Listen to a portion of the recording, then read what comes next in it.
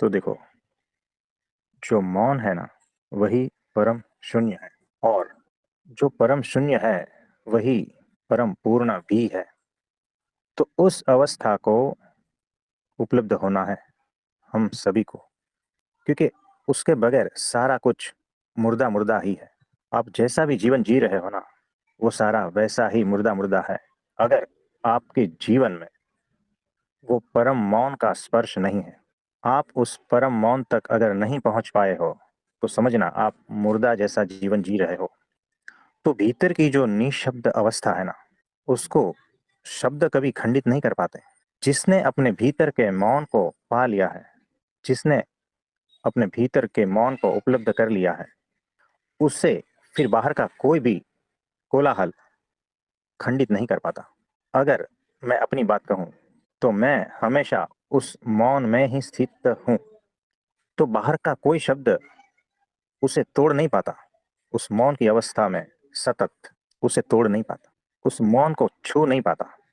बाहर का कितना भी कोलाहल हो, उसे छू नहीं पाता।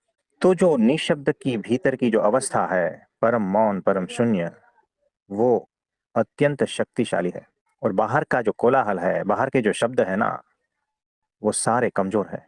उसकी कोई औकात नहीं है कि वो मेरे मौन को छू भी पाए। जो बाहर के कोलाहल को और शब्दों को और उसकी वजह से जो व्यथित होता है ना, तो समझना कि उन्होंने भीतर अपने मौन को छुआ नहीं है, उसमें डूबा नहीं है।